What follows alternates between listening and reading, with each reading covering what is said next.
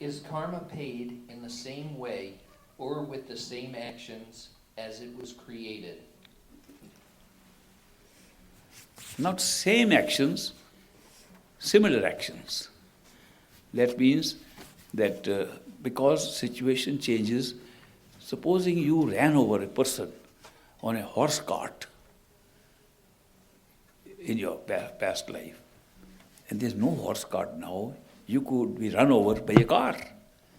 So which means it is not exactly identical to what happened, but very similar. So karma is paid off in a very similar way. There is a normal cycle, a system that when you die, it's normal for a person who dies to be seen by angels of death, to be seen by Yamdoot. They say they are Yamdoot, that means they are Doot, they are ambassadors of Yam, who is the king, chief angel of death. So those angels come and they take you away, and they are souls. They are also souls. With their karma they become angels. With their karma they become, the chief is also a soul.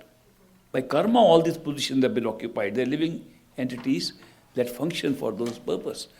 When a person dies, that chief sends his angels to take the astral body, which we call soul, but he takes the astral body and presents before the chief, who then makes you see the entire past life that you've gone through and determines what your future life will be, and determines based how much should be pulled out from the reserve. And reserve need not be reserve of one previous life. It can be 100 previous lives. In the Mahabharata, there is a blind king, and he is able to see his past lives. And Krishna is the avatar, the guru of this man. He says, Krishna, with your teaching, with your power, I have been able to see 100 of my past lives. I did nothing to become blind. How did I become blind? Krishna says, look further back. In 104th life, you took out the eyes of a person when you were still a king. Therefore, you were born blind as a king this time. The point was, the package of destiny we have for one life is not created just for one or two lives like this. It can stretch back, way back. And that's all provided because we have Sinchit reserve karma from which these events can be picked up. So, therefore, this system by which the chief angel of death, we call Dharamraaj. Dharamraaj is the chief. Dharamraaj means he enforces the Dharam. He enforces this law, a spiritual law of birth and rebirth. He enforces it. It's the Raj of a Dharam.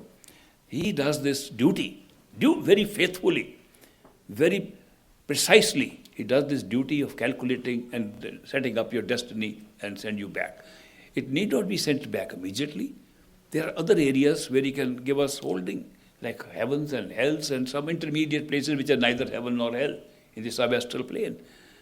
But this duty performed by this chief angel of death is performed regularly. When a human being is initiated by a perfect living master, that chief angel has nothing to do with him anymore.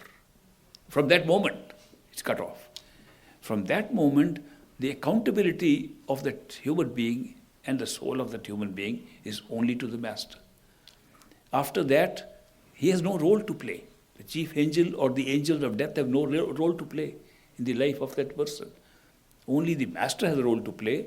When such a person dies, the master appears.